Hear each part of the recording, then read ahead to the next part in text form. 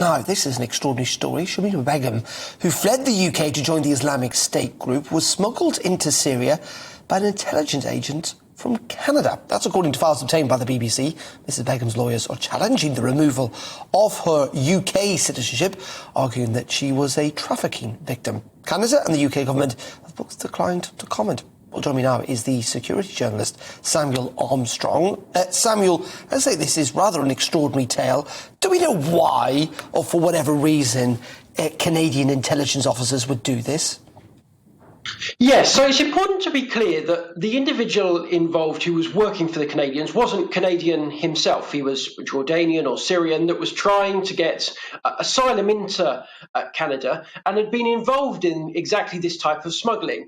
He went along to the embassy, said, I'd very much like to become a Canadian. They said, well, not quite, but if you help us out and let us know who's going into Syria to join ISIS, we'll consider it in a while. It's a classic intelligence recruitment operation tactic, and it seems to have worked very well here.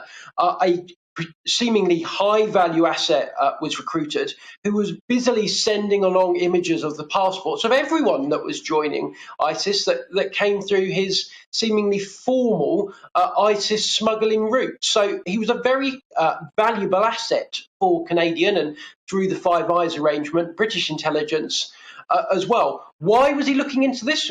Well, the answer is obvious. Everybody that was joining ISIS, especially when they were from the West, was joining a terroristic organization hell-bent on destroying us all across the West, our way of life, our freedoms.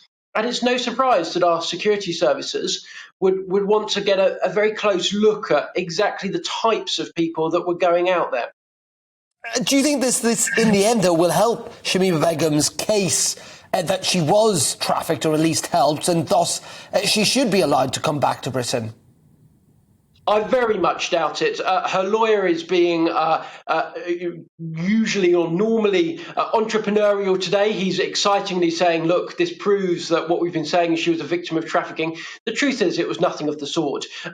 Shamima Begum herself went out to this area. She put herself up for trafficking. There was an individual embedded within this within this smuggling network that was funneling information back. Shamima Begum has got nobody at all but herself to blame for her predicament.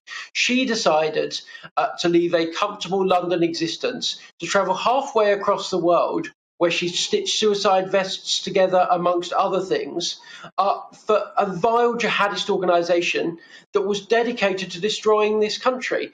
The fact that our intelligence services, not even our intelligence service, an allied intelligence service, tried to get a sense of who was going through there, really has got no chance of bolstering her, what I see as frankly fruitless case against the Home Secretary. But I make no criticism of a lawyer for trying every little trick in the book to try and get her back into the country.